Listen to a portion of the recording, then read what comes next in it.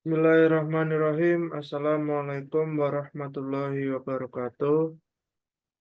Innal hamdalillah nahmaduhu wa nasta'inuhu wa nastaghfiruh wa na'udzu billahi min shururi anfusina wa min sayyi'ati a'malina may yahdihillahu fala mudilla lahu wa may yudlil fala hadiyalah. Alhamdulillahirabbil alamin wa bihi nasta'inu ala umuri dunya waddin wa salatu wassalamu ala asrofil anbiya'i wal mursalin wa ala alihi wa sahbihi ajmain. Perkenalkan, eh nama saya Muhammad Satria Fatwa dari kelompok 6. Di sini akan saya untuk mempresentasikan tentang budaya organisasi. Di sini saya dengan rekan-rekan saya sendiri dengan Muhammad Satria Fatwa dan di bawah saya ada Adip Rohman Yoga S, terus ada Ahmad Fauzan Al-Munawar, ada Rosa Oktaviola, ada Niza Alia Salsabila, dan Amanda Regita Prabowo. Dan selanjutnya akan dibahas oleh Adip Rohman.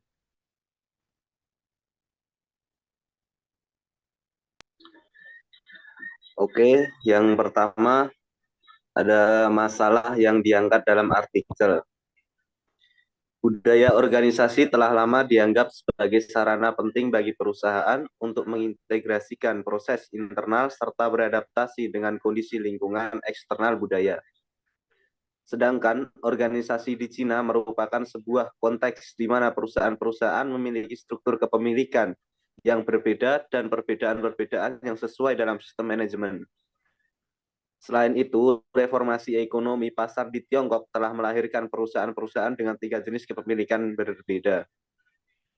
1. Perusahaan milik negara, yang kedua perusahaan swasta dalam negeri, dan yang ketiga perusahaan penanaman modal asing.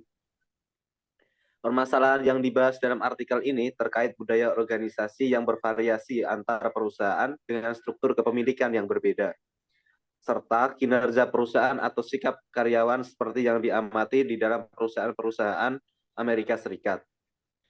Secara garis besar, peneliti ingin mengetahui hubungan kinerja dengan budaya organisasi yang bervariasi di 3 jenis perusahaan tersebut.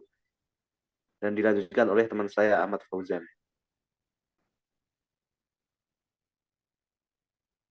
Next.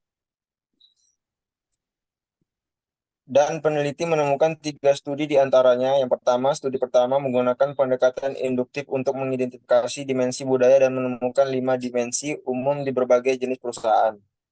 Yang kedua, studi kedua, kami memperoleh taksonomi empiris dari 4 jenis budaya organisasi yang melibatkan konfigurasi berbeda dari 5 dimensi budaya organisasi dan menemukan hubungan sistematis antara jenis budaya ini dan ukuran kinerja perusahaan yang dirasakan.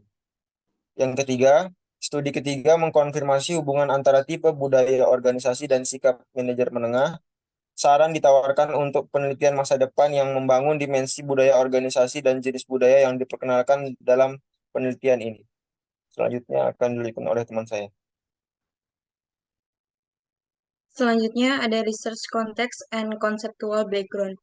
Research context and conceptual background yang terjadi di perusahaan Cina di mana itu akan menjadi perhatian terhadap akademisi untuk mendeskripsikan, menjelaskan, dan memahami sifat dari transformasi, perubahan, dan pengaruh terhadap perilaku dan hasil perusahaan, di mana hal itu dapat menimbulkan keingintahuan yang tinggi dari para manajer supaya perusahaan lokal tidak ketinggalan dari perilaku organisasi yang datang dari perusahaan asing yang ada di Cina. Sementara di perusahaan lokal atau swasta tersebut diakibatkan oleh beberapa faktor, diantaranya yaitu lingkungan institusional, tahap pengembangan, dan sumber praktik manajemen yang ada. Para peneliti terdahulu telah menjelaskan bahwa faktor-faktor yang membedakan budaya perusahaan adalah teknologi dan pertumbuhan industri. Selanjutnya akan dibacakan teman saya.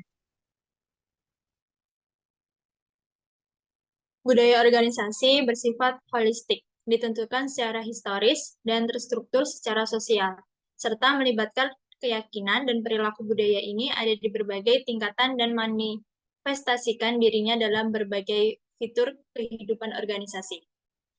Sebagai sebuah konstruksi sosial, budaya berada di dalam pikiran para partisipan dalam sebuah sistem sosial. Menggunakan persepsi manajer untuk melaporkan nilai-nilai, keyakinan atau atribut yang paling penting yang menggambarkan budaya perusahaan mereka merupakan pendekatan yang umum digunakan dalam penelitian terdahulu mengenai budaya organisasi. Penelitian-penelitian terdahulu juga telah mencoba menjelaskan terkait faktor-faktor yang membedakan budaya perusahaan. Sebagai contoh, Catman dan Jen 1994 menemukan bahwa nilai-nilai budaya perusahaan berhubungan dengan tingkat teknologi dan pertumbuhan industri. Dengan adanya perbedaan yang terdokumentasi dalam lingkungan institusional, baik di dalam maupun di luar, berbagai jenis perusahaan di China, kami juga mengasumsikan bahwa struktur kepemimpinan perusahaan, yaitu milik negara, swasta, ataupun asing, merupakan anteseden budaya organisasi. Selanjutnya akan dibacakan oleh teman saya.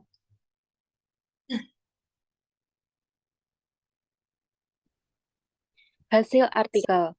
Jadi, dalam artikel ini yang dapat disimpulkan mulai dengan asumsi bahwa budaya organisasi merupakan fenomena yang berarti dalam perekonomian transisi seperti Tiongkok, seperti halnya dalam konteks negara maju di Barat, melalui satu studi induktif dan 2 survei, peneliti mengidentifikasi seperangkat nilai-nilai budaya dan taksonomi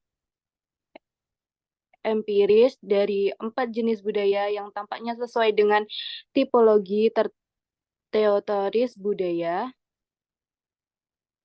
Organisasi sebelumnya dalam literatur barat yang masih ada, mirip dengan teori dan bukti empiris dari penelitian pada sampel barat, kami menemukan hubungan fungsional antara jenis budaya organisasi dan hasil organisasi dari kinerja perusahaan yang dirasakan dan sikap manajerial. Pada akhirnya, selain memberikan beberapa wawasan tentang sifat budaya organisasi dalam konteks Tiongkok, penelitian ini juga menawarkan pendekatan penelitian dan ukuran yang dapat digunakan untuk memandu penelitian masa depan mengenai budaya organisasi di Tiongkok serta analisis komparatif budaya organisasi di seluruh negara konteks. Sekian dari saya, selanjutnya saya serahkan kembali kepada moderator. Oke, sekian dari presentasi dari kelompok kami. Kurang lebihnya mohon maaf. Wabillahi taufiq wal hidayah. Wassalamualaikum warahmatullahi wabarakatuh.